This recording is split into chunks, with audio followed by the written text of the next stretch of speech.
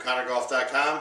Today we're going to talk about taking a golf club or club face that's open at impact and getting it to square. One of the biggest, most important issues in golf is to get the club face back to what we call square at impact.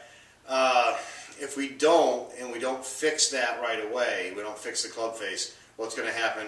The ball's going to start on the wrong line. If the path is decent, okay, so the path is working the way we would want it to work, but the club face is open relative to that, we're going to have a ball that starts to the right and curves further right. Probably the most common miss in golf for the amateur player. If we don't fix the club face, what we're going to end up with is a lot of kind of unusual, strange compensations, corrections for the open club face, and it really leads us down a road of a lifetime of trying to figure out how we can manipulate the ball to get into the fairway. So if we can get that club face square, then it makes sense to swing, we'll call it properly, to not have to make a lot of corrections, compensations, band-aids, things like that. Okay, so we're going to assume that what we call a neutral grip. This isn't a video about the grip, so just briefly what we're going to say is that when you hold it in your top hand, your left hand for a right-handed golfer, it's going to be more in the fingers than the palm. And as I look down, my left hand's rotated this way enough that I can see 2, maybe even 3 knuckles as I look down this way. And then the palm of the right hand is going to represent the club face. Okay, so we have that relationship there. We'll call that a neutral grip. So if I start with a neutral grip, you can see where my left hand is at impact.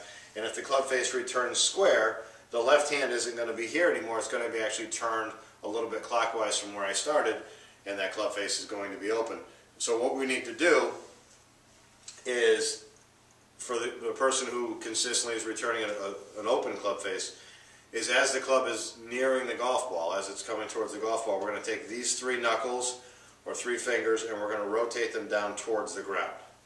Okay, so if we watch what happens to the club face as we're doing that, the club face is working towards square.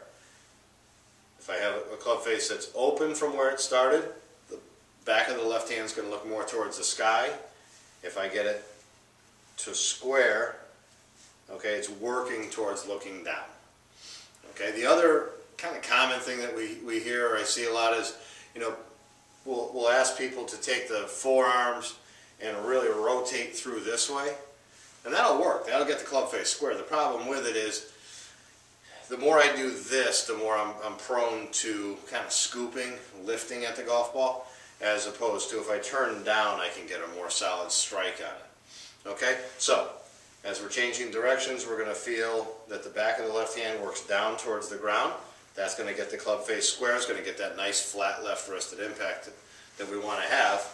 Okay, so at home we can do it practice swings. Okay, and then even hit a few shots that way. Okay, and that's how we're going to get the club face square.